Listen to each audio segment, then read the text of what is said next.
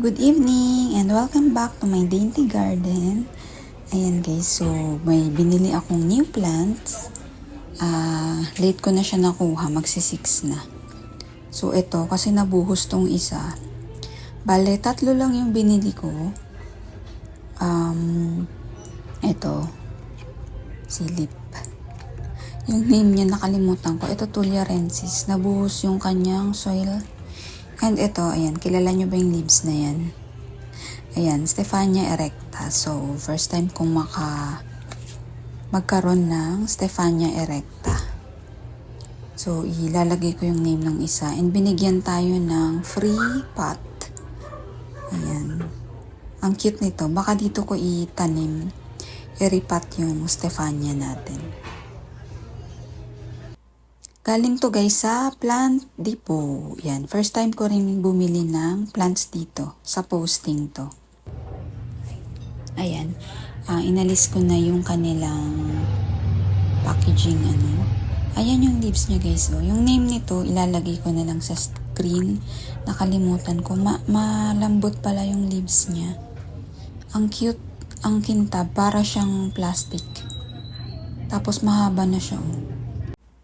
Uperculicaria pachipus. Ayan, tama ba yung pronounce ko? So, yan yung name. And, ito siya.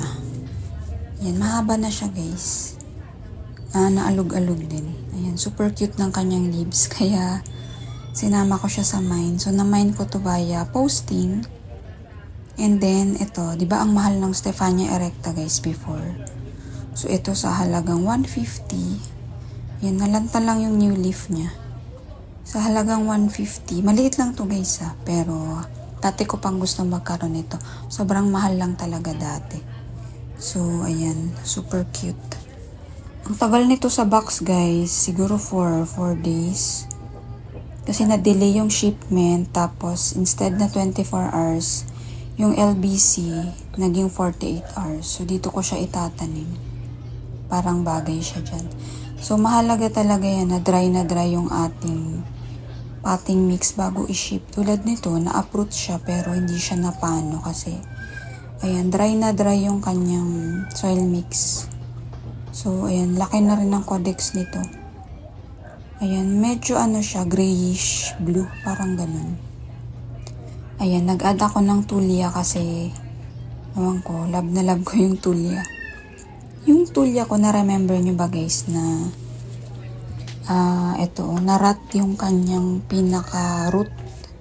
Diba, kinat ko to and then tinanim ko rito. So, ito ay parang nag-stable na siya guys. So, 2 beses ko na siya nadiligan. So, more than, magti 3 weeks na yata siya simula nung nakat ko and ayan, thankfully, mukhang okay na siya. Kaya, nilapit ko na siya dito sa medyo maaraw. Yan. Umahaba na yung dahon niya. Nakukulangan na siya sa araw. Kaya, nilagay ko na siya dyan. So, ayan. So, pangatlong tulya ko na to. Ayan. Irerepat ko yan siya. Pakita ko later. Ayan guys. Naitanim ko na sila. Etong si ating, hindi ko na pinalitan yung kanyang pot kasi konti lang yung ugat niya. So, para iwas root rot. And, naman to. Malambot yung dahon niya. So, siguro, madalas ko siyang didiligan. Para hindi lang siya overwater. Kaya, dito na lang siya sa pot na ito. And then, yung ating Stephania, ayan na. Super happy ko dito sa Stephania. Tapos bumagay pa yung free pot natin. Ikakat ko to mamaya. Nagbavine to guys. Tapos nagdodormant to sa ibang bansa. Hindi ko lang alam dito sa Pilipinas kung nagdodormant din sila. Mahaba yan eh. Yung iba naglalagay ng trellis. Ayan. As in pinatong ko lang yan yung patatas. Ayan. Dati ko pa talaga gustong magkaroon nito kaya I'm so happy naman this Christmas. Yan ang ating new plant. Nagkaroon ako ng Stephania erecta. Baka dito ko na siya ilagay permanently. Yan, dyan na siya. Pag nagpo-provide ka daw ng sun, more sun sa kanya, hindi siya magdo-dormant. So, sana hindi siya mag-dormant sa atin. Tapos, itong tulya natin, ayan, binaon ko yung kanyang codex. Ayan, ano siya, pagka bluish gray. Same pot sila nung tulya ko dito. Ayan, kaya dito ko siya tinanim para terno sila. Itatabi ko rin sila dito. Nandito sa ating may bakod. Diyan siya. Nakaka-receive to ng morning sun. Ayan o. Kaya compact na compact siya. Ayan o. Tsaka curly-curly siya. So, pag nag-stable na tong isa natin, tatabi ko siya dyan. Ayan. Same pot sila. Ayan yung difference ng kulay nila, guys. Kung makikita. Ito, para siyang may farina. Kung titingnan mo. Ayan. So, excited na rin ako na ma-stress siya. Para tabi sila. Makakita natin yung kanyang stress color. Ayan.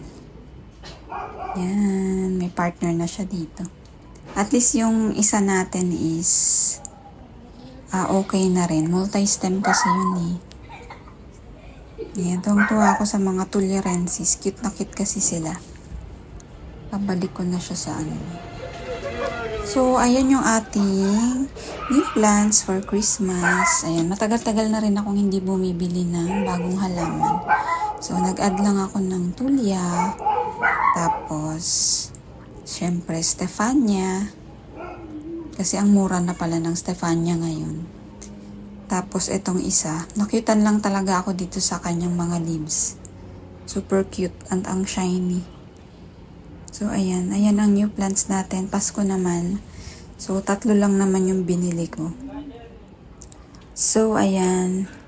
Advance Merry Christmas to all. Hindi ko alam kung makakagawa pa ako ng vlog. So, ayan. Merry Christmas and enjoy the holidays with your plants and loved ones. See you again soon.